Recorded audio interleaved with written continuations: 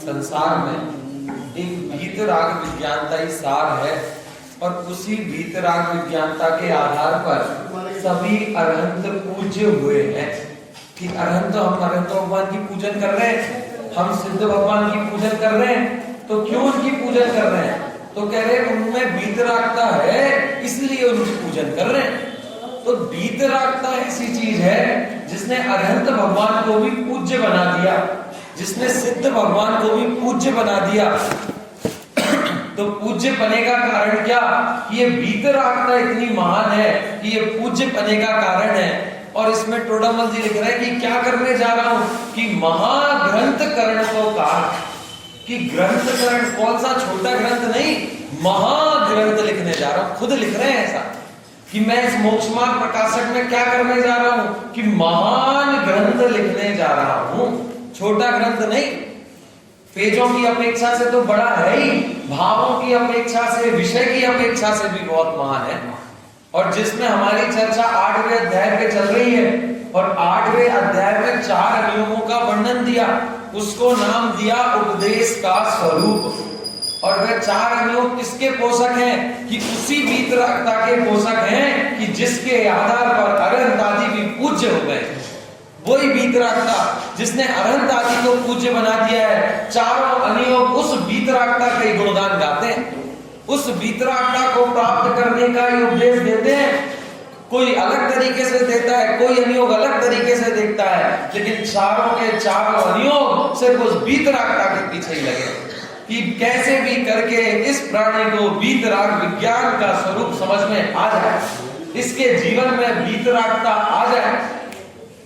हमें घर में बच्चे को कुछ खिलाना हो तो उसको अलग तरीके से खिलाते हैं, बड़े बच्चे को खिलाना हो तो उसे अलग तरीके से खिलाते हैं, बड़े आदमी को खिलाना हो तो अलग तरीके से खिलाया जाता है, और बूढ़े को खिलाना हो तो अलग तरीके से खिलाया जाता है। खिलाई जाती है नहीं, बच्चे को अलग तरीके से दवाई खिलाई जाएगी कि बातों में लगा रहे हैं, खिलौना झंझना रहे हैं और तुरंत उसके दवाई खिलाती उसको है। और छोटा बच्चा वो जो 15-18 साल का उसको कि दवाई तो वो भी नहीं खाता, लेकिन उसे खिलौना देके नहीं खिलाते, उसे बस थोड़ा डांट दिया, प्यार से कर दिया और खिला दिया है ना। और कोई 30 साल का हो तो उसको दवाई खिलाने के लिए क्या करना कि एक गिलास में पानी रख दिया, एक कटोरी में दवाई रख दी, वो खा लेगा। और 80 साल का हो गया तो कि अब उस दवाई को पीस के देना पड़ेगा, पानी में घोल के पी लो। तो देना क्या था कि दवाई, लेकिन दवाई भी अलग अलग व्यक्ति को उसकी स्थिति के अनुसार, उसकी मनस्थिति के अनुसार अलग अलग प्रकार से दी जाती है। ऐसे ये चारों अनियोगों को देना तो वीतरागता है, लेकिन यहां बैठा हर व्यक्ति एक जैसा तो नहीं है ना। किसी को कुछ चीज अच्छी लगती है, किसी को कुछ चीज अच्छी लगती है, तो जिसको जो चीज अच्छी लगती है उसको उस अनुसार ये दवाई वीतरागता की घूंटी पिला देते हैं।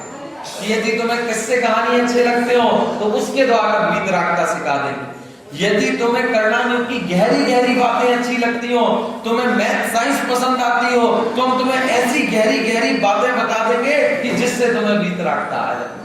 और तुम्हें एकदम स्पष्ट बात जाननी हो, एकदम सरल बात जाननी हो, तो हमें द्रव्यानियोग द्वारा तुम्हें वो सरल बातें भी समझा के वीतरागता करा देंगे।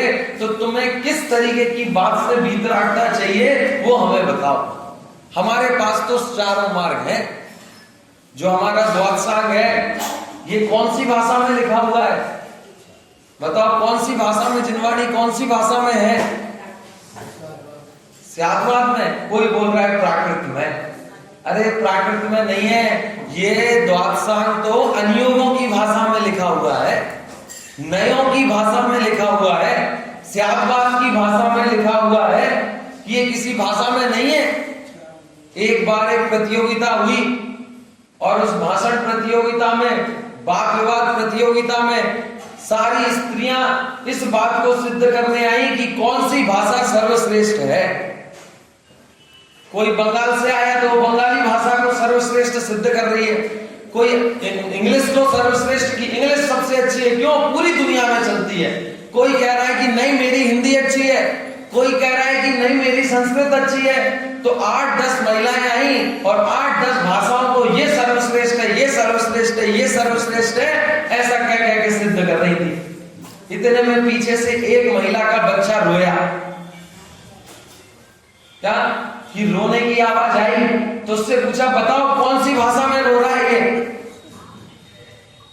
तो कहता है नहीं भैया, रोने की कोई भाषा नहीं होती, हंसने की कोई भाषा नहीं होती, तो जिस भाषा में हमें बच्चे का रोना समझ में आ जाए वही भाषा सबसे अच्छी है।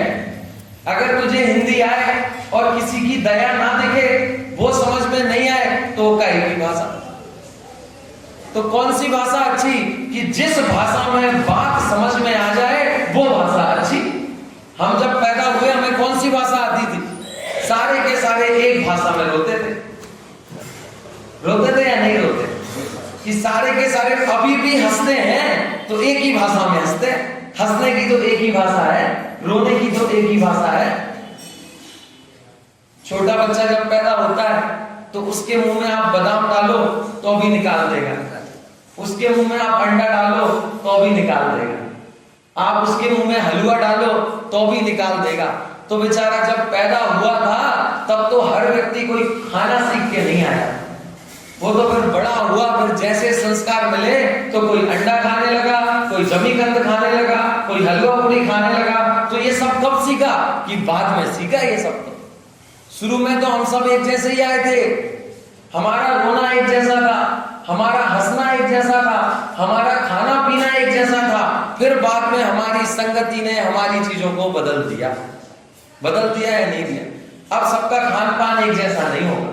क्यों? क्योंकि जैसी संगति उस तरीके से हम ढल गए। तो कौन सी भाषा अच्छी? तो कहते हैं जिस भाषा में तुझे बात समझ में आ जाए वो भाषा अच्छी। और यदि दुनिया भर की सारी भाषा जानने के बाद भी बात समझ में नहीं आई तो भाषा बेकार।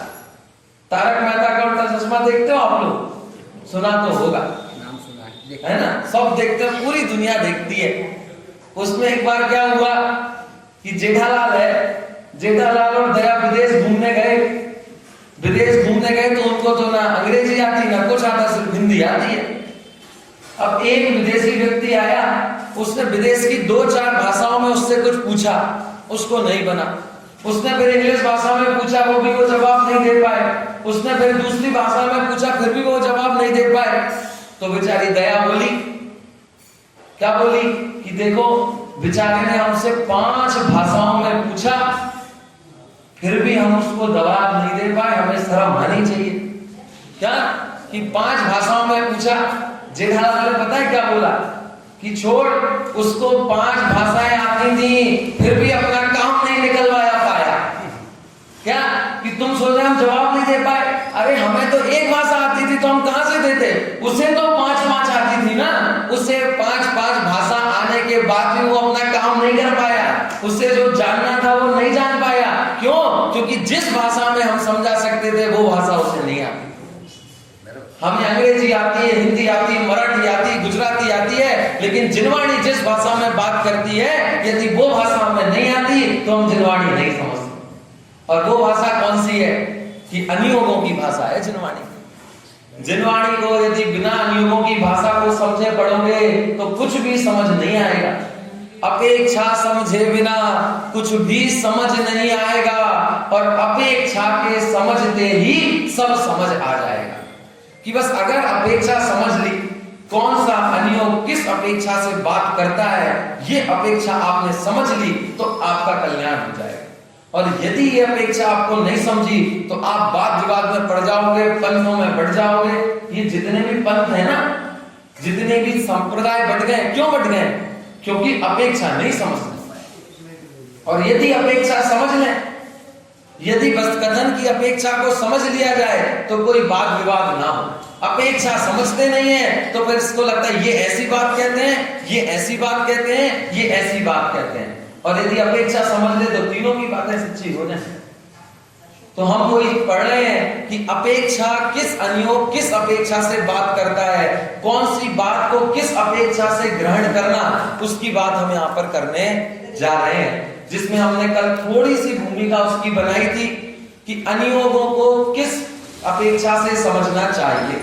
उसके स्वरूप को, उसकी अपेक्षा को समझने के लिए जरूरी है कि थोड़ा सा उसके स्वरूप को समझ लिया जाए कि उनका फंडामेंटल क्या है, वो बात किस तरीके से करते हैं, जिसके लिए मैंने कल आपको 2 उदाहरण दिए थे। कल तो सिर्फ उदाहरण दिए थे। अब जब मैं अनियमों का स्वरूप आपको समझाऊंगा तब आपको समझ में आएगा कि वो 4 जवाब 4 अनियमों के थे। कांटे लगने पर मां ने जो 4 बच्चे को 4 जवाब दिए थे वो 4 अनियोग थे। पेट में दर्द होने पर 4 वैद्यों ने जो जवाब दिए थे वो 4 अनियोगों के जवाब थे। तो ऐसे हैं ये 4 अनियोग। कैसे हैं? तो सबसे पहला अनियोग कौन सा है कि प्रथमानुयोग। कोई सा भी ले लो आप। इधर टोडामल जी ने सबसे पहले जो अनियोग लिया है वो कौन सा अनियोग है? 8वां अध्याय, पेज नंबर आप लोग निकाल दीजिए 268। सबसे पहले प्रथमानुयोग के बारे में बता रहे हैं क्या कि 4 अनियोग होते हैं। प्रथमानुयोग, करणानुयोग, चरणानुयोग और द्रव्यानुयोग। ये 4 अनियोग हैं। जहां तीर्थंकर, चक्रवर्ती आदि महान पुरुषों के चरित्र का निरूपण किया हो वह प्रथमानुयोग है। क्या कि जहां तीर्थंकर आदि महापुरुषों का वर्णन होता है वो प्रथमानुयोग होता है, जिसमें दूसरों की कहानी सुना कर तुझे धर्म में लगा देता है कि ये व्यक्ति ऐसे हुए तो तुम क्यों नहीं हो सकते, इनने ये काम कर लिया तो तुम क्यों नहीं कर सकते। टीवी में हम हीरो को देख के उसके जैसा बनना चाहते हैं, नहीं बनना चाहते हैं कि बनना चाहते हैं। आदमी अपने घर पे फोटो लगा कर रोज देखता है कि ऐसा बनना है और बन जाता है। अपने देख लेता है कि मुझे इस फील्ड में जाना है, इस फील्ड में जाने के लिए इससे पहले कौन गया, उनके बारे में पढ़ कर वैसे काम कर लेता है या नहीं कर लेता है। तो वही काम अनियोग करता है प्रथमानुयोग। वो आपको बताता है तुम्हें भगवान बनना है, कैसे बनोगे कि भगवान महावीर भगवान बन गए थे, उनके बारे में पढ़ो तुम्हें पता चल जाएगा भगवान कैसे बनते हैं। तुम्हें भगवान बनना है, राम भगवान बन गए थे तो राम के बारे में पढ़ो तो पता चल जाएगा भगवान कैसे बनते हैं। और तुम्हें अगर दुख दर्द हो रहे हो, अगर तकलीफ हो रही हो तो प्रथमानुयोग कहता है कि भाई आपकी तकलीफ तो छोटी सी है, सीता की तकलीफ देखो, अंजना की तकलीफ देखो, मुनिराज को देखो कि सोने की सिगड़ी रखी हुई है जलती हुई सर पे, लेकिन कुछ नहीं हो रहा। आपको कोई तकलीफ है क्या फिर कि हमारे तो बाल सफेद हो गए, उनके तो बाल जल गए, उनके बाल जल गए वो दुखी नहीं है, और हमारे बाल सफेद हो गए इस बात का हमें दुख है। हाँ, उनके शरीर को जानवर खा रहे हैं इस बात का दुख नहीं है, और हम इसे चीजें खिला नहीं पा रहे हैं इस बात का हमें दुख है। हम इसको अच्छी चीजें नहीं खिला पा रहे, इस बात से हम दुखी हैं। यार हम तो काजू किशमिश खा ही नहीं पाते, इतने महंगे हो गए, हम तो बाहर जाके होटलों में खा ही नहीं पाते, इसलिए हम दुखी हैं। और उनके शरीर को जानवर खा रहे हैं तो भी वो दुखी नहीं है। तो ऐसा करके कहते हैं कि भैया वो देखो, यदि किसी को कोई दुख हो तो कोई मोटिवेशनल स्पीकर के पास जाओगे कि मुझे जीवन में बहुत दुख है, तो पता है क्या बोलेगा? वो बोलता है कि हॉस्पिटल में चले जाओ। मोटिवेशनल स्पीकर क्या बोलते हैं कि तुम्हें दुख दूर करना है ना, तुम एक बार हॉस्पिटल में चले जाओ और पूरे हॉस्पिटल की 6 मंजिल का चक्कर एक दिन में लगा देना, और जब उतर के आओगे तो तुम्हें ऐसा लगेगा कि मैं तो बहुत सुखी हूं। ऐसा कर करके वो लोगों से पैसे कमाते हैं और ये बोलते हैं। हमारे आचार्य कितने सालों पहले बोल गए कि भैया यदि तुम्हें ऐसा लगता है कि तुम्हारे जीवन में दुख ज्यादा है तो प्रथमानुयोग को उठा के देख लो। प्रथमानुयोग को पढ़ने के बाद ऐसा लगेगा कि हमारे जीवन में तो कोई दुखी नहीं, सुखी सुख है। कहां हमारे पास ऐसे कष्ट हैं? अंजना को तो सगाई हुई और कुछ बात पता चल गई तो बोल दिया शक्ल नहीं देखेंगे तुम्हारे जीवन भर के लिए। और हमारे पास ऐसा दुख है क्या? किसी के साथ हुआ क्या ऐसा? किसी के साथ ऐसा हो जाए तो पागल हो जाए। सीता को बेचारी को बोल दिया कि भैया जाओ वन में रहो, हम नहीं रखेंगे तुम्हें। आज के जमाने में कोई ऐसा बोल दे तो ऐसा दुख है क्या आपको कि ऐसा दुख नहीं है? हमें तो छोटे छोटे से दुख हैं जो दुख है ही नहीं। पूर्व में तो इतने बड़े बड़े दुख हुए हैं। तो प्रथमानुयोग को उठा के देखोगे तो पता चलेगा कोई मुनिराज सामायिक कर रहे थे, ध्यान में बैठे थे, किसी शत्रु ने आया उठाया और नदी में पटक दिया। समुद्र में जाके पटक दिया। ऐसा दुख हमारा है कि हम सो रहे हो घर में और सुबह पता चला नल्ले में पड़े मिले? ऐसा हुआ किसी के साथ? तो काय के दुख हमारे जीवन में? हम तो एसी में सोते हैं तो सुबह एसी में ही मिलते हैं। हमारे साथ कोई ऐसा नहीं करता। उनका तो कोई भरोसा नहीं कि कब कोई आए और कोई पटक दे। और हम तो पापी जीव हैं। पारसनाथ तो पुण्यशाली थे ना, उनके ऊपर तो कमट ने पत्थर बरसाए। आपको कोई पत्थर मार दे तो आपको मारा आज तक किसी ने पत्थर? आपको आज तक किसी ने पत्थर नहीं मारा। और पारसनाथ मुनि को कमट ने पत्थर मारे, तो अब काय का दुख है आपकी जिंदगी में? क्या दुख है हमारी जिंदगी में? कि कुछ नहीं, कि जब हम प्रतिमानियों को देखते हैं तब हमें पता चलता है कि हे भैया, हमारी जिंदगी में तो कोई दुखी नहीं है और हम जबरन ही दुखी हो रहे थे। हम इन छोटे छोटे चीजों से दुखी हो रहे थे। किस बात से? कि मेरे को कंघी ऐसी करता हूं, थोड़ी देर में बाल इधर आ जाते हैं। इस बात से आदमी की तो कंघी लेके दिन भर घूमता है कि कहीं गया कंघी निकाली कंघी की, फिर 5 मिनट बाद कंघी निकाली कंघी की। उसको इस बात की दिक्कत है उसके बाल सही नहीं गए। तो क्या ये कोई दुख है क्या कि प्रतिमानियों को देखो तो दुख पता नहीं चलते? तो प्रतिमानियों, पूर्व विद्वानों, महापुरुषों की कथाओं को कह कहकर समझा कर हमें इस वीतरागता के मार्ग में ले जाता है कि भाई उनके जीवन में इतने कष्ट थे लेकिन उन्होंने स्वाध्याय नहीं छोड़ा। तो इतने से कष्ट के कारण स्वाध्याय छोड़ता है, तो ऐसा नहीं कर। ऐसा कहकर धर्म में लगाता है। जैसे हम अपने बच्चे को सुधारना हो तो हमारे पड़ोसी के बच्चे की तारीफ करते हैं नहीं करते? तू गधा और वो होशियार, देख उसने 90 नंबर ले आया और तू 70 ही ला पाया। तो ऐसा करते हैं नहीं करते? तो दूसरे के बच्चे की तारीफ करने का मतलब क्या? उसकी तारीफ करना है क्या? नहीं। क्या प्रयोजन है? मम्मी दूसरे के बच्चे की तारीफ कर रही तो उनको वो अच्छा लगता होगा। अब खाना उसको खिलाएंगी, रसगुल्ला बनेगा तो उसको पहले देंगी, मुझे बाद में देंगी। कि नहीं, रसगुल्ला तो तुझे ही पहले मिलेगा, उसको तो नहीं मिलेगा। तो तारीफ उसकी क्यों करती है? कि इसलिए करती है क्योंकि उसको देख देख के कहीं तू तो सुधर जाए। उससे राग नहीं है। उसको बुखार आएगा तो मम्मी रोएगी नहीं, बुखार तो तुझे आएगा तभी रोएगी, लेकिन तारीफ फिर भी उसकी करेगी। तो जिनवाणी कल्याण तो हमारा करना चाह रही है, लेकिन बातें उनकी बता रही है कि भाई उन्होंने कल्याण किया तो तुम भी कल्याण कर दो। महापुरुषों की इसमें कथाएं होती हैं। महापुरुष में स्त्रियां आती होंगी नहीं आती होंगी? कि आती है। महापुरुष कोई पुरुष शब्द नहीं है, महापुरुष यानी महान लोग। स्त्रियां भी उसमें आती हैं। सीता भी महापुरुष है, तीर्थंकर की माताएं भी महापुरुष होती हैं, है ना? जैसे देश का राष्ट्रपति कौन है? मुर्मू। वो राष्ट्रपति है पत्नी है?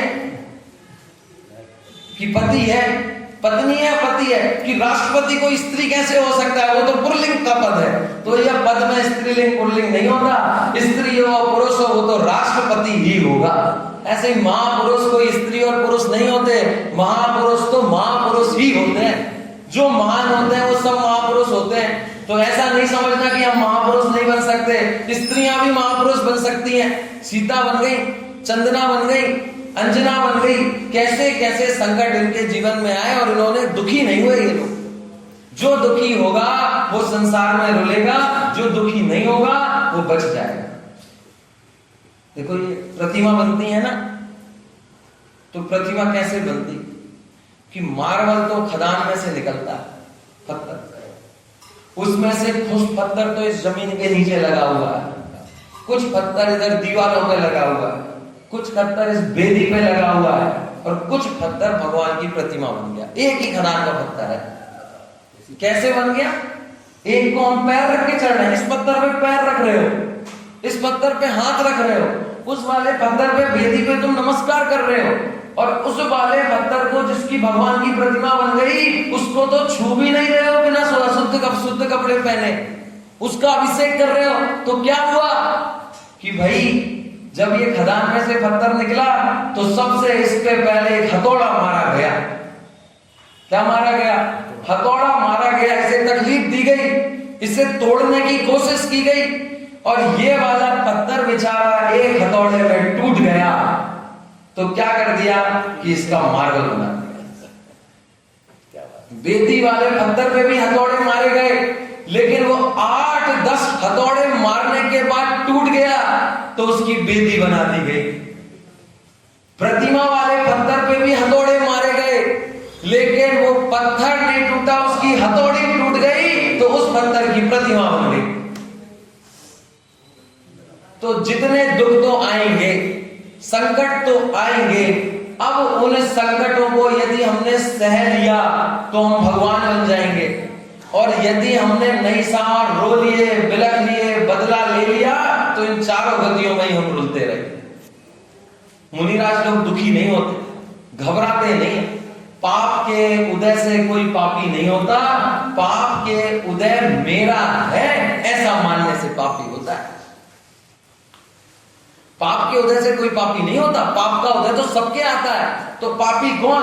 कि जिसने पाप के उदय को अपना मान लिया, जिसने पाप के उदय में दुख कर लिया और मान लिया कि मैं पाप का उदय मुझे आया है, वो पापी हो गया।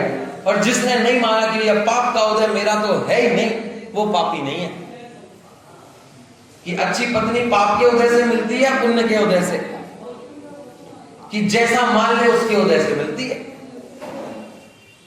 हाँ, बनारसी दास जी की पत्नी के बारे में सुना है आपने? गोपाल दास जी बरैया की पत्नी के बारे में सुना है? कि पुण्य के उदय से, पाप के उदय से, कि उन्होंने तो पुण्य के उदय से मानी मिली तो पुण्य का उदय था, कोई और होता तो पाप के उदय से मानता तो पाप का उदय था। कि कोई भी वस्तु पुण्य पाप के उदय से आती जरूर है, लेकिन वो पुण्य पाप कराती नहीं है। पुण्य पाप को ये व्यक्ति खुद करता है, खुद करता है। तो प्रथमान योग इस तरीके की चर्चा कर करके इसको धर्म में लगाता है। फिर क्या कि गुणस्थ कर्णान योग में क्या होता है कि गुणस्थान, मार्गण स्थान आदि जीव का व कर्मों का व त्रिलोक आदि का जिसमें निरूपण हो उसको कर्णान योग कहते हैं। जिसमें किसका वर्णन हो? कर्मों का, गुण स्थान का, मार्गण स्थान का, तीन लोक का, जम्बू द्वीप का, ढाई द्वीप का, इन सब की गणित के विषयों का जिसमें वर्णन हो उसको कर्णान योग कहते हैं। पुण्य पाप का जिसमें वर्णन हो उसको कर्णान योग कहते हैं। कर्म प्रकृतियों का जिसमें वर्णन हो उसे कर्णान योग कहते हैं। ये कर्णान योग कर्मों के द्वारा धर्म में लगाता है। ये कर्णान योग पुण्य पाप के द्वारा धर्म में लगाता है। ये पाप से डरा डरा कर जीव को धर्म में लगाता है। कैसे? ये काम करेगा ना तो 7वें नरक में जाएगा, इसलिए ये काम को छोड़ दे, ऐसे क्या कहते। तो इससे क्या होगा? डरा रहे हैं क्या आदमी को? डरा नहीं है। बच्ची जब मम्मी बच्ची को बोलती है कि देख स्कूल नहीं जाएगा तो आज खाना नहीं दूंगी, तो क्यों बोल रही है? ताकि ये थोड़ा डर जाए और स्कूल चला जाए। और यदि फिर भी स्कूल ना जाए तो खाना तो दे ही देंगे, देंगे या नहीं देंगे? कि खाना तो देंगे ही, लेकिन तुझे थोड़ा डरा है कि डर जाए तो अच्छा है। बच्चे को जब आदत पड़ जाती है कि खाना तो मिलना ही है, ऐसे ही बोलती है तो नहीं जाता, और शुरू में वो भाग के चला जाता। बचपन में जब छोटे थे तब मम्मी को सुलाना होता तो भूत आ जाएगा, ऐसे कर करके सुलाती थी, हम डर के ओढ़ के तुरंत सो जाते थे 5 मिनट। फिर आज भी भूत आएगा, कल भी भूत आएगा, परसों भी भूत आएगा, 2 साल हो गए भूत आ ही रहा है। भूत इतना प्रिय है क्या? फिर बाद में पता चला भूत नहीं आता, ये तो ऐसे ही बोलते हैं भूत आ जाएगा। कोई भूत नहीं होता है, आता ही नहीं है। 2 साल से तो आया ही नहीं, तो तीसरे साल से फिर भूत से नहीं सोते। फिर आती है छिपकली। जब भूत का उपाय बंद हो जाता है तो मम्मी बोलती है छिपकली आ जाएगी, जल्दी से छूले छिपकली आ जाएगी। फिर जब छिपकली का भी बंद हो जाता है, 63 गति के बंद हो गए, फिर बोलती है सांप आ जाएगा। फिर जब सांप का भी बंद हो गया फिर पापा आ जाएंगे, फिर दादा आ जाएंगे, फिर दादी आ जाएंगी। तो नए बहाने बना कर हम उसे डरा के अपना काम करा लेते हैं या नहीं? यही काम कर्णान योग करता है, क्योंकि तुझे डराता है, तुझे कर्मों का बताता है। क्योंकि ज्ञानावरणी कर्म बन जाएगा तो कुछ ज्ञान नहीं कर पाएगा, अज्ञानी रह जाएगा। इसलिए ऐसा काम मत कर कि जिससे ज्ञानावरणी कर्म बन जाए। आयु कर्म अगर नरक गति में चला गया तो भाई इतने कष्ट तुझे सहने पड़ेंगे, मार काट होगी, उठा के पटकेंगे, नारकी लोग काट देंगे, पाड़ देंगे। इसलिए पाप मत कर, धर्म करने से स्वर्ग जाएगा। तो ऐसे कथन कर करके क्या करते हैं कि धर्म में लगाते हैं। चरणान योग में क्या करते हैं कि मुनि धर्म और श्रावक धर्म का स्वरूप बताकर जीव को धर्म में लगाते हैं कि भाई मुनि धर्म ऐसा होता है, ऐसे मुनि धर्म का पालन करने में ही मनुष्य भव की सार्थकता है। श्रावक धर्म ऐसा होता है, ऐसे श्रावक धर्म का पालन करने में ही मनुष्य भव की सार्थकता है। कि ऐसे अनियोगों का, चरणानियोग में आचरण का स्वरूप बता बताकर जीव को धर्म में लगाते हैं। और द्रव्यानुयोग में, कि द्रव्यानुयोग में वस्तु का स्वरूप बता बताकर जीव को धर्म में लगाते हैं कि सुन, एक द्रव्य दूसरे द्रव्य का कर्ता नहीं होता, तो व्यर्थ ही अन्य लोगों को अपना कर्ता मत मान। एक द्रव्य दूसरे द्रव्य को खिला पिला नहीं सकता, एक द्रव्य दूसरे द्रव्य को पाल पोस नहीं सकता, एक द्रव्य दूसरे द्रव्य को मार नहीं सकता। तो तू दिन भर सुबह से लेकर शाम तक यही विकल्प तो करता है कि इन बच्चों के लिए, कमाने के लिए चीजें इकट्ठी कर लूं, इनको दूर करने के लिए कुछ कर लूं, इनके कष्टों को दूर कर लूं। तो हम क्या करते हैं कि दूसरे को पालने में तो अपनी जीवन निकाल रहे हैं। सुबह से उठ के क्या किया होगा आपने कि चाय बनाई होगी, किसके लिए? कि घर परिवार के लिए। मंदिर क्यों नहीं आए? क्योंकि चाय बना के रख के आनी पड़ती। एक तो बार तो क्या हुआ, एक महिला थी, वो मंदिर नहीं आती थी, तो उनसे पूछा कि भैया प्रवचन में क्यों नहीं आती? तो कहते हैं प्रवचन में नहीं आते, हम यूट्यूब पे सुनते रहते हैं। तो यूट्यूब पे सुनते रहते हो तो मंदिर में क्यों नहीं आते? तो कहते हो पंडित जी 9 से 10 प्रवचन का टाइम है और वही मेरी बर्तन वाली का टाइम है, तो 9 से 10 ही बर्तन वाली आती है। तो क्या करो कि बर्तन वाली काम करती है तो घर खाली छोड़ के नहीं आ सकते। अब सोचो, इसने बर्तन वाली को लगाया है या बर्तन वाली ने इसे लगाया है? बर्तन वाली ने इसे लगाया। बर्तन वाली तो मैं साहब मैं 9 बजे नहीं आऊंगी, 10 बजे आऊंगी, ठीक है। और अब ये कि भैया बर्तन वाली 9 बजे नहीं 10 बजे आएगी, इसलिए मैं 11 बजे तक कहीं नहीं जा सकती। बंदा कौन? ये बंद गई। किसके कारण? कि हमें घर के कामों के चक्कर में तो हम सारे बंधे हुए हैं। यदि हमें मुक्त कर दिया जाए तो हम स्वाध्याय नहीं करेंगे क्या? जितने भी लोग स्वाध्याय में नहीं आ पाते, उनसे कारण अपने मन में सोचो क्यों नहीं आ पाते? तो घर के कामों में उलझे हुए हैं, दूसरे को पालने में उलझे हुए हैं। क्यों नहीं आते? कि दुकान 11 बजे बंद होती है इसलिए नहीं आते। दुकान 8 बजे बंद क्यों नहीं होती? क्योंकि भैया 50,000 की जगह फिर 25,000 ही आएंगे घर में, फिर घर कैसे चलेगा? इसका मतलब स्वाध्याय में नहीं आने का कारण क्या? कि घर चलाना, कि घर चलाना है तो 11 बजे तक दुकान खोलनी पड़ेगी। तो द्रव्यानुयोग कहता है भाई हम किसी का पालन पोषण करते ही नहीं है, किसी का कुछ कर ही नहीं सकते, तो इन व्यर्थ के कामों में क्यों लगाए? ऐसा करके वो हमें क्या करते हैं? धर्म में लगा देते हैं। जैसे वो बच्चा था ना, उसको पहली बार कांटा चुभा तो क्या बोला कि तू बहन को मारता है इसलिए कांटा चुभा है।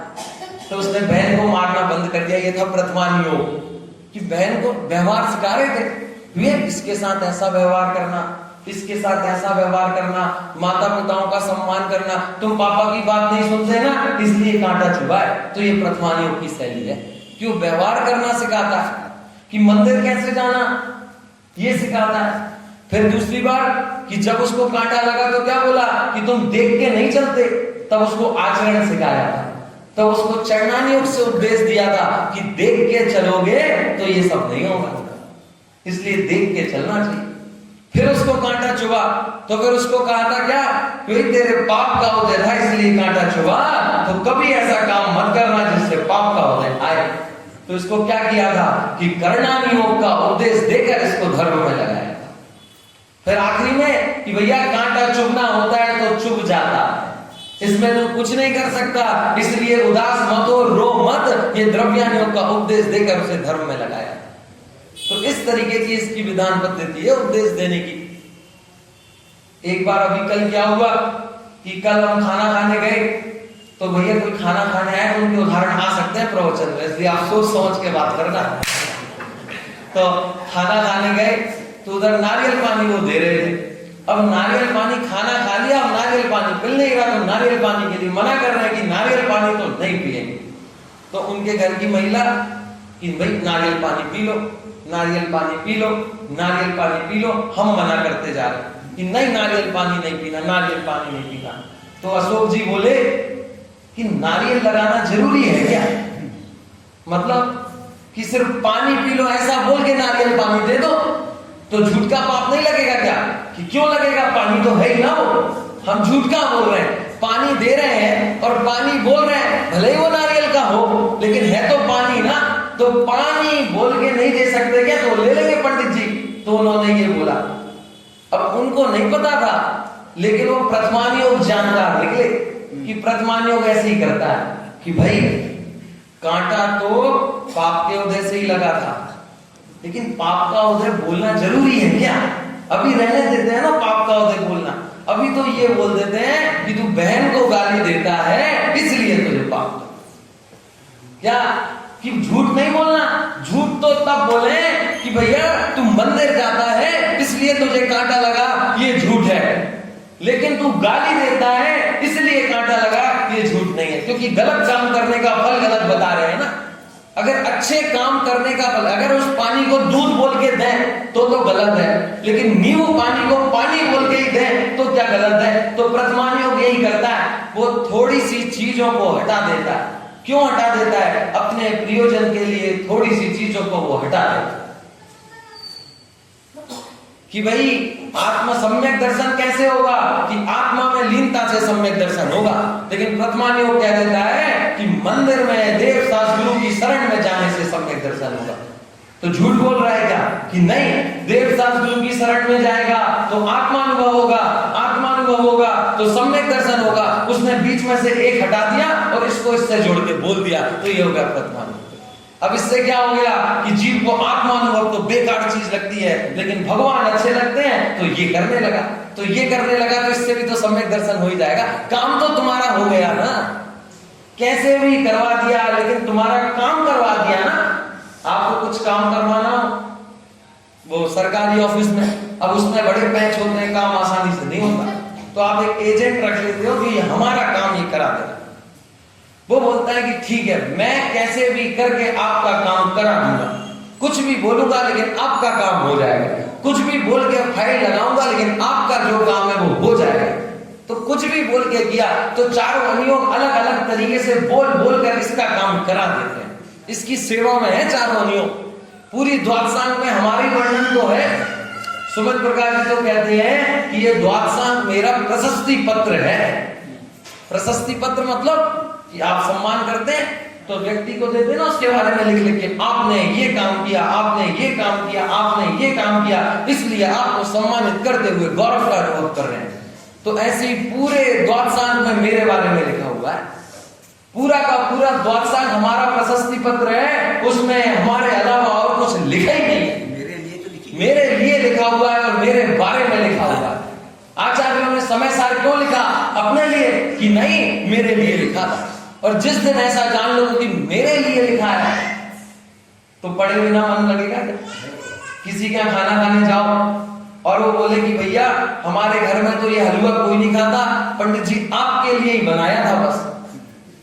तो क्या करते हैं कि हमारे लिए बनाया था क्या, तो चलो एक चम्मच तो खा ही लेते हैं। उन्होंने इतनी मेहनत करके हमारे लिए बनाया, हम नहीं खाएंगे तो उनको बुरा नहीं लगेगा कि भैया आपके लिए ही बनाया है, सिर्फ आपके लिए। तो आदमी खा लेगा या नहीं खा लेगा?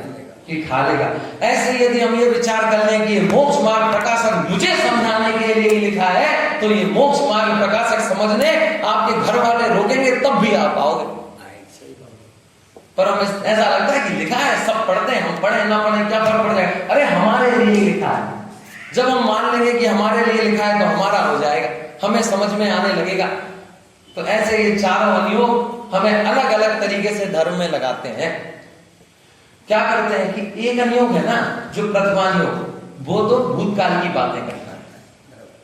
क्या कि भैया ऐसा हुआ था तो तेरे साथ भी ऐसा ना हो, इसलिए तू समझ जा। तो भूत की बातें करता है। चरणानुयोग क्या करता है कि चरणानुयोग चाहिए में बातें करता है कि तुम्हें ऐसा करना चाहिए, तुम्हें रोज मंदिर जाना चाहिए, तुम्हें रात को नहीं खाना चाहिए, तुम्हें छना हुआ पानी पीना चाहिए, तुम्हें ब्राह्मणी व्रत अंगीकार कर लेने चाहिए।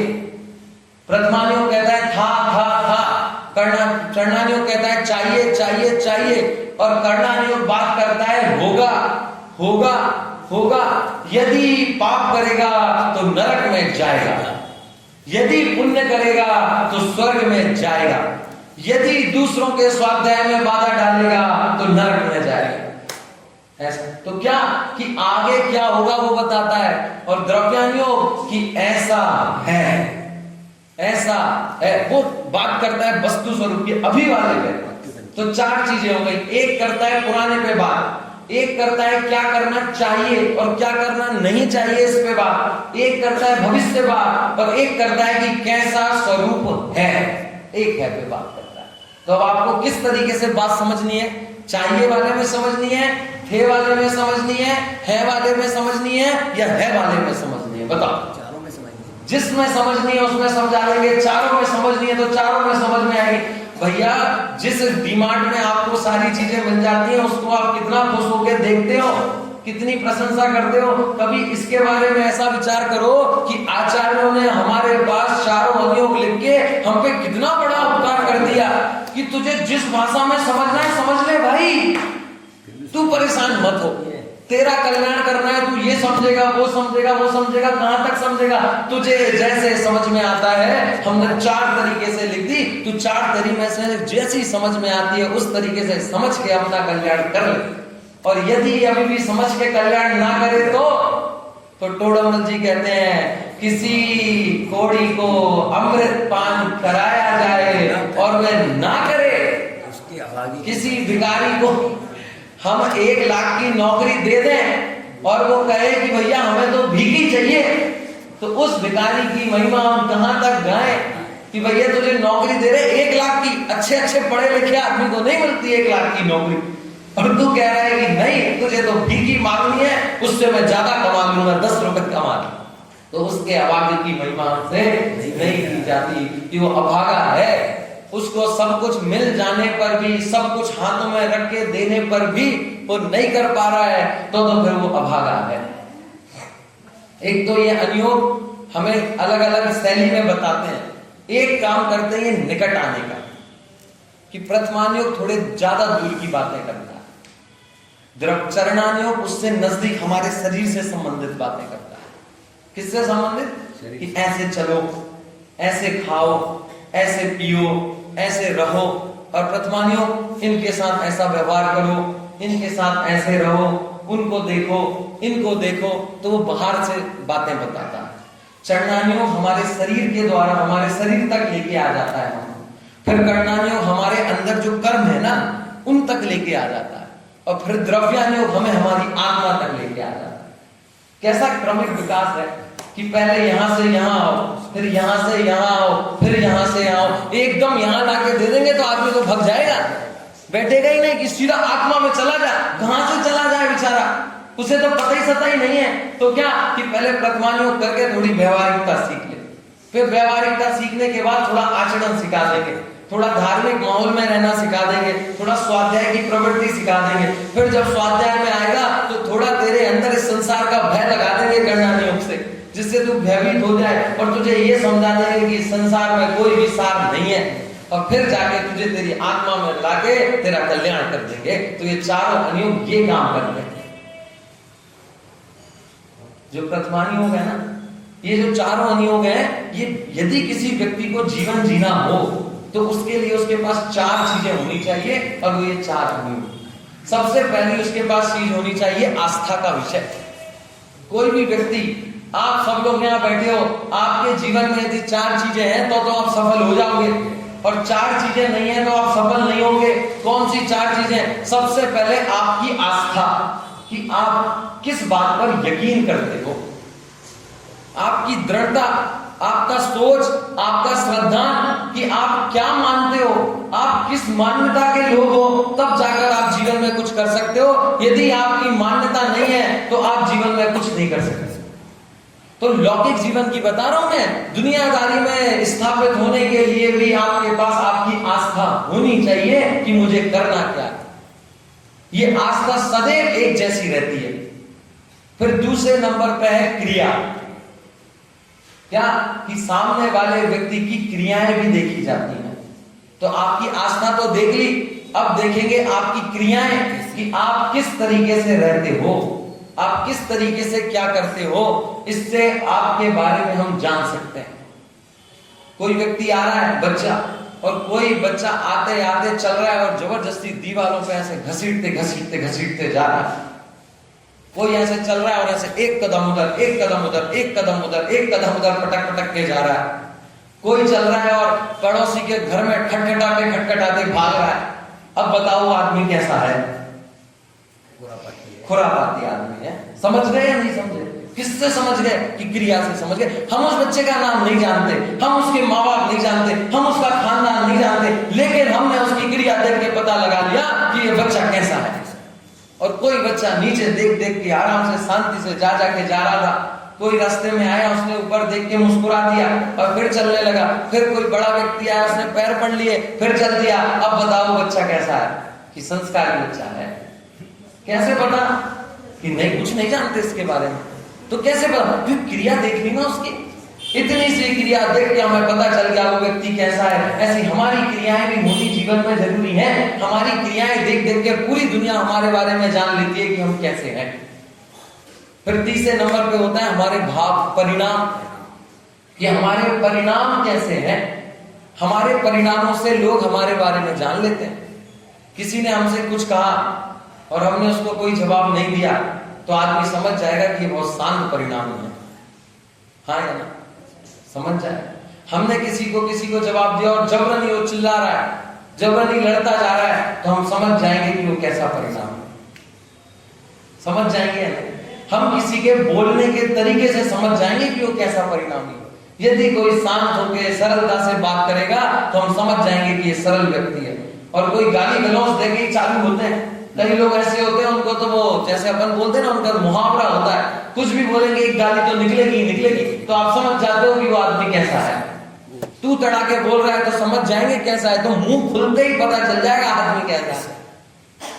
चल जाता है नहीं चल जाता? तो हमारे परिणामों से हमारे अंदर क्या चीजें चल रही हैं, हमारी सोच कैसी है, हमारे विचार कैसे हैं, हमारे परिणाम कैसे हैं, इस बात से भी पता चल जाता है कि हम कैसे हैं। और हमें लौकिक में सफलता चाहिए हो तो हमारी क्रियाओं को भी अच्छा रखना पड़ता है और हमारे विचारों को भी अच्छा रखना पड़ता है। आप तभी नौकरी कर पाओगे जब तक आपके विचार अच्छे होंगे और आपकी क्रियाएं अच्छी होंगी। आप ऑफिस में जाके किसी से भी गाली गलौज नहीं कर सकते। आप दुकान पे आए अपने ग्राहक से गाली गलौज नहीं कर सकते, आपको उससे अच्छे से बात करनी पड़ेगी। तो सफल होने के लिए, अच्छे दुकानदार बनने के लिए करना पड़ेगा या नहीं करना पड़ेगा? कि करना पड़ेगा। दुकानदार पे ग्राहक आएगा तो उसे सम्मान देके बिठाना पड़ेगा या नहीं बिठाना पड़ेगा? नहीं बिठाओगे तो नहीं आएगा। तो अगर दुकान चलानी है तो क्रिया और परिणाम अच्छे रखने पड़ेंगे। और चौथी चीज है हमारे आदर्श, कि हमारे आदर्श कौन है, इससे हमें भी पता चल जाता है कि हम किस विचारधारा के लोग हैं।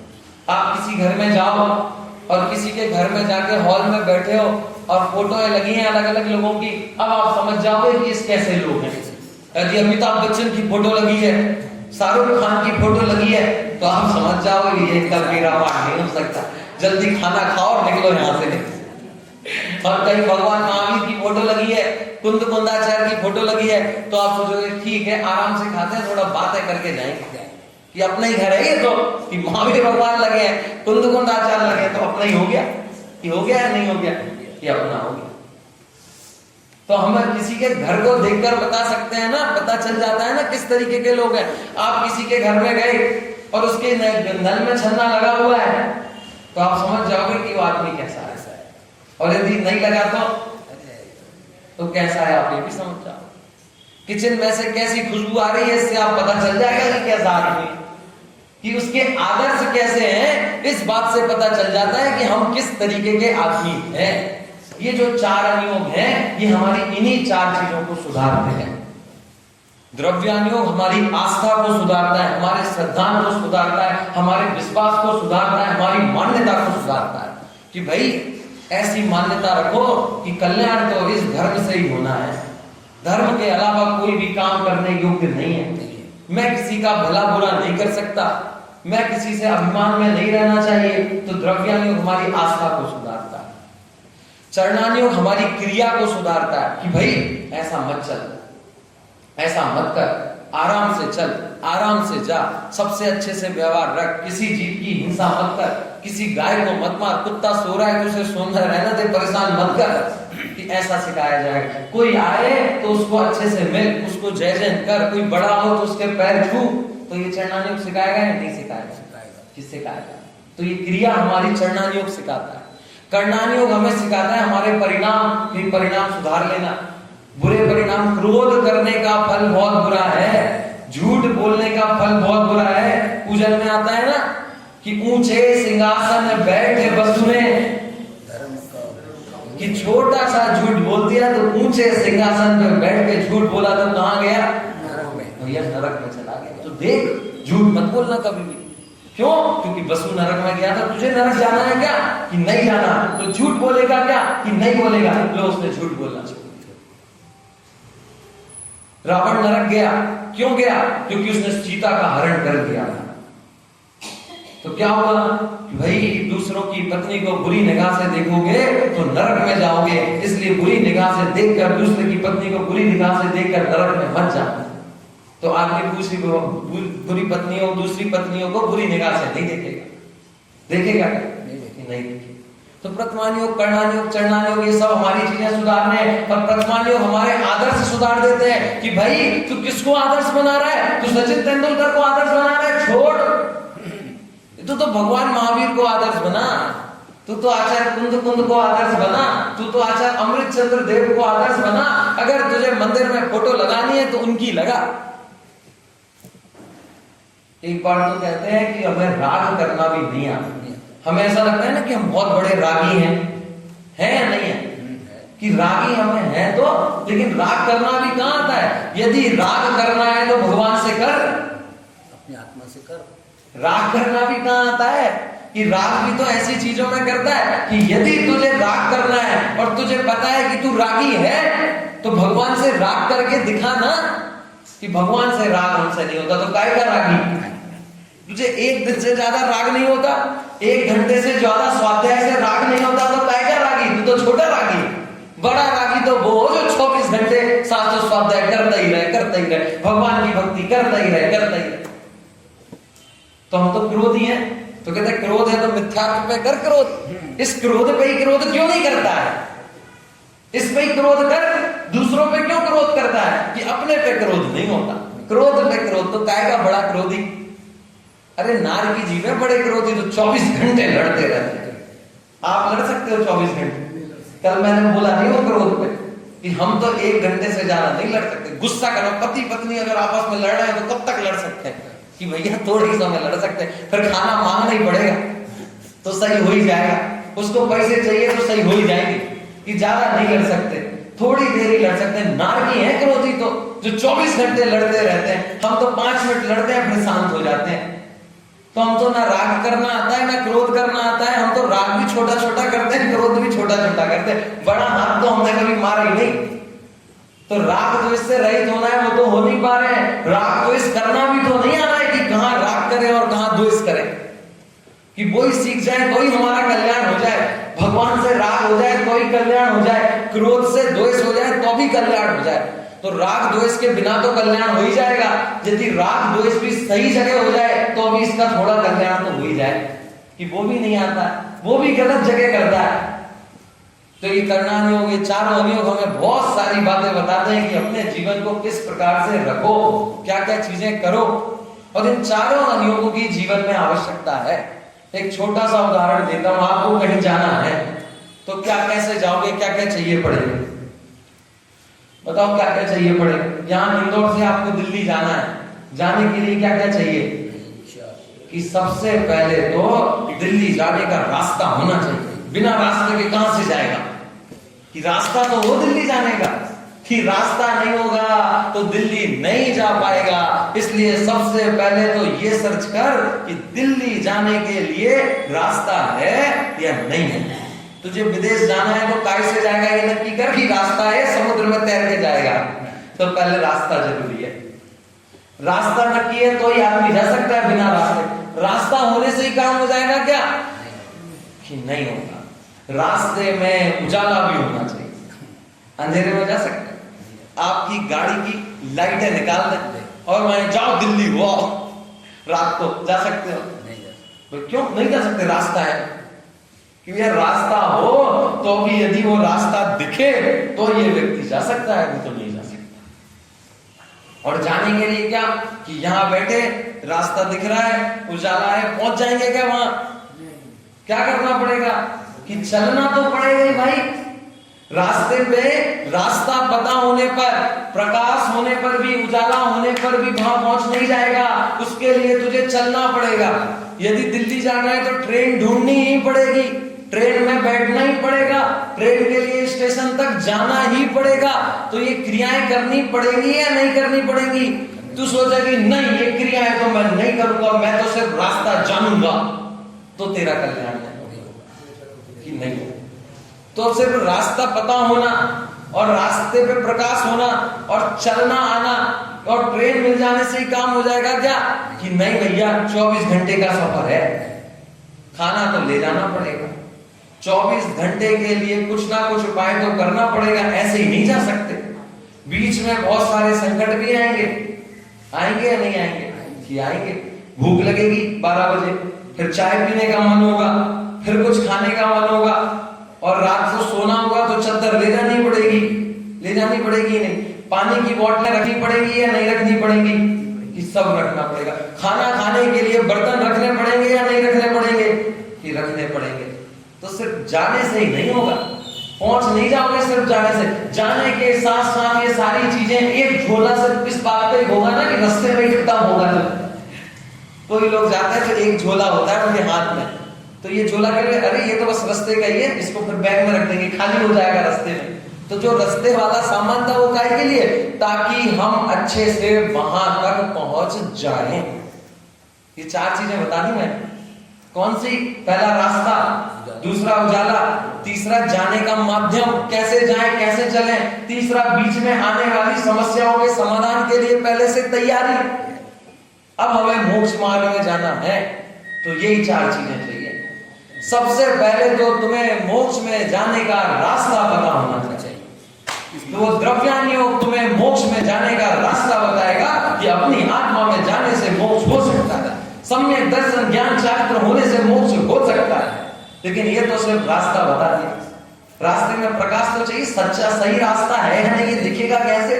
तुमने बोल तो दिया सीधे सीधे जाते रहो, अब सीधे सीधे कहाँ गड्ढा है कहाँ क्या है ये देखने के लिए लाइट तो दो। तो प्रज्ञान योग प्रकाश का काम करता है। सुन, महावीर भगवान जैसे गए थे ना, बोल महावीर भगवान की लाइट है, और महावीर भगवान जैसे चल के गए थे वैसे वैसे जाता है। वो लाइट का काम कौन कर रहा है? कि महावीर भगवान।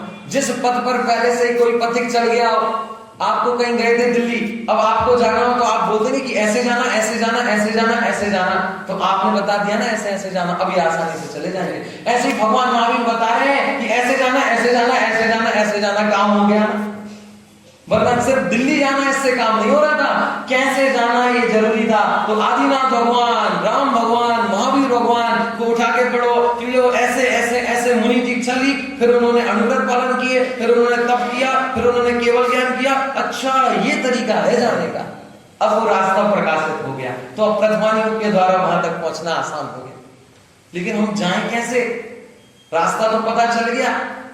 फिर चरणानी योग कहता है कि भाई मेरे पास आओ, मैं तुम्हें लेके जाऊंगा। तुम एक काम करो, पहले तो श्रावक व्रत अंगीकार करो तो तुम आधे रास्ते तक पहुंच जाओगे। फिर तुम मुनि व्रत अंगीकार कर लेना तो तुम और आगे वाले रास्ते तक पहुंच जाओगे, और ऐसे करके तुम दिल्ली पहुंच जाओगे, तुम मोक्ष से चले जाओगे। तो वो हमें चलाना सिखा रहा है, बता रहा है कि कैसा आचरण करके चलना सिखा रहा है। और करना नहीं हो कि भाई तुम चलोगे ना तो तुम वन में रहना पड़ेगा, मुनि बन जाओगे। वन में रहना पड़ेगा तो वन में तो भाई रात को ऐसा घनघोर अंधेरा होता है और शेर सामने से आएगा तो डरना नहीं। जैसे हम खाना लेके गए थे ना, भूख लगेगी तो डरना नहीं, खाना खोल के खा लेना। ऐसे ये कह रहे हैं कि शेर सामने आए तो डरना नहीं, अपना पिटारा निकालना ज्ञान का और देखना कि मुझे तो कोई मार ही नहीं सकता। अपना बैग खोलना और उसमें से देखना कि ये शेर यदि मेरे पाप कर्म का उदय होगा तो मुझे खा जाएगा, और मेरा पुण्य का उदय होगा तो यहां बैठ के मेरे उपदेश सुनने लगेगा। तो ये खोल के देख लेना तो डर नहीं लगेगा, भूख नहीं लगेगी। खाने की व्यवस्था तो करनी पड़ेगी ना भैया। विचित्र विचित्र परिणाम होंगे। वन में रहने पर कभी ऐसा विचार आ गया कि वन दीक्षा छेद करके चला जाऊं, तो विचार कर लेना कि भैया इस संसार में कुछ भी करने योग्य नहीं है। तो ये चारों अनुयोग हमें इस तरीके से मार्ग में ले जा रहे हैं, लगा रहे हैं कि इस तरीके से अपने जीवन को धर्म में लगा लो। और चारों अनुयोगों की कितनी उपयोगिता है? बराबर। है ना। रास्ते में जाने के लिए रास्ता जितना जरूरी है उतना ही जरूरी उजाला है, उतना ही जरूरी रास्ते पर चलना आना है, और उतना ही जरूरी रास्ते के लिए सामान बढ़ना है। एक भी चारों में से एक भी चीज गई तो आपकी यात्रा सुखद नहीं हो सकती है। अगर खाना भी छूट गया तो भी पेट पे पिलपिलाते आप वापस आए आओगे, उल्टा सीधा अभक्षण कर लोगे स्टेशन पे उतर के। और यदि कर्णान योग का नहीं हुआ तो कई मुनिराज ने दीक्षा ली थी आदिनाथ भगवान के साथ, सारे आ गए ना। क्यों? क्योंकि कर्णान योग की तैयारी नहीं थी, खाना लेके ही नहीं गए थे, कैसे कैसे रहना है पता ही नहीं था, बिना उसके चले गए थे तो वापस आ गए बन, और राजा बन गए वापस आके। तो ऐसे ही चारों अनियोगों की तैयारी होगी तो ही मोक्ष मार्ग होगा। एक अनियोग से काम चलने वाला नहीं है, और चारों अनियोगों का स्वरूप समझना अत्यंत आवश्यक है, तो भी बात समझ में आएगी।